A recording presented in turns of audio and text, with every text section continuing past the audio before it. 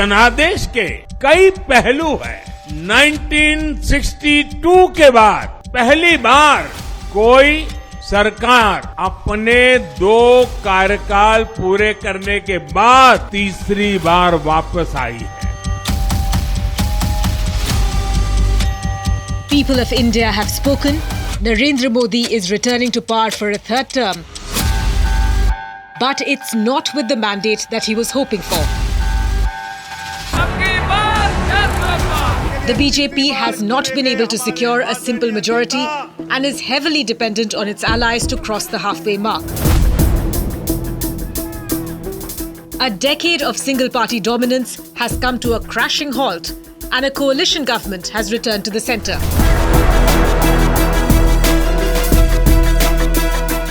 This is one of the most remarkable elections in the country's post-independence history. 4 जून को 400 पार, विकसित भारत के लिए 400 पार. Before the elections began, Modi had set a target of 370 seats for the BJP and 400 plus seats for the NDA. But the Saffron Party ended up suffering major losses in the heartland states of Uttar Pradesh, in the west and the east, and could not make big enough gains in the south. The BJP is down 63 from its 2019 tally of 303. Uttar Pradesh sends the most number of members of parliament to the Lok Sabha, and the BJP was widely expected to sweep all 80 seats in the state. But the reality was far from it. BJP's numbers were almost halved from the 62 seats won in the 2019 election. A spectacular comeback by the Samajwadi Party and the Congress left the BJP in complete shock. The party also faced setbacks in states like Maharashtra, Haryana, Rajasthan and Karnataka, where they had dominated in 2019. Contrary to speculation, they couldn't make many gains in West Bengal either. In Bihar too, the BJP suffered reverses as its tally came down from 17 to 12. But it wasn't all bad news. In Odisha, the BJP has ousted the ruling BJD and ended the 24-year run of Chief Minister Naveen Patnaik.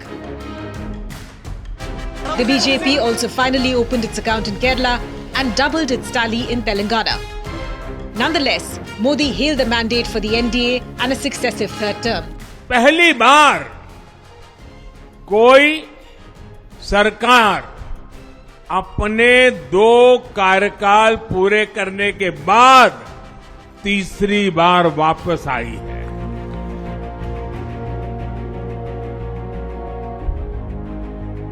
The INDIA bloc failed to muster enough numbers for a majority, but they proved that there is a viable opposition. The dice was heavily loaded against the alliance of 28 parties, but they fought a spirited campaign and narrowed the gap.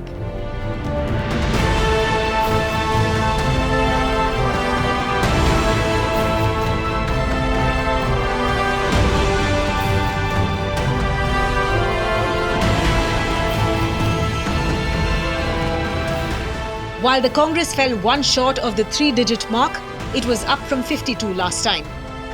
The Samajwadi Party shot up to 37 from a mere 5 seats in Uttar Pradesh in 2019. The TMC improved its 2019 tally of 22 seats to 29 in West Bengal. The DMK maintained its sway over Tamil Nadu. The NCP faction of Sharad Pawar and the Shiv Sena UBT of Uddhav Thackeray dominated in Maharashtra.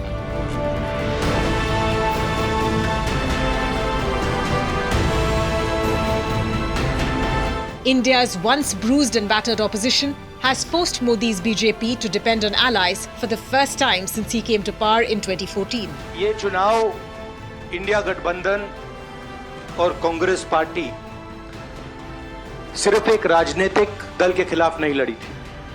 ये चुनाव हम BJP एक राजनीतिक दल, हिंदुस्तान के institutions, Hindustan का जो पूरा गवर्नेंस का स्ट्रक्चर है, इंटेलिजेंस एजेंसीज, सीबीआई, ईडी, ये सब आधी जुडिशरी, इन सब के खिलाफ हम लड़े थे. क्योंकि इन सब संस्थाओं को, इन सब इंस्टीट्यूशंस को नरेंद्र मोदी जी ने और अमित शाह जी ने कैप्चर करा, धमकाया, डराया।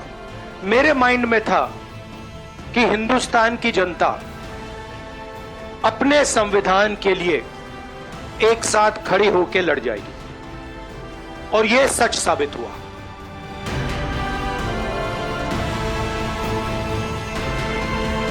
The BJP went into the election with immense confidence and the slogan of Ab ki baar 400 par. It was almost certain that India's strongman Prime Minister will return with a stronger mandate. But when the results trickled in on the 4th of June, India's political landscape appeared to be becoming more diverse than what has been witnessed in the last decade. Returning for a historic third term in power, which is a feat only achieved before by Jawaharlal Nehru, Modi is likely to be facing a very different political reality from the one he has been used to. Modi remains the most popular political leader in the country, but he is no longer politically invincible.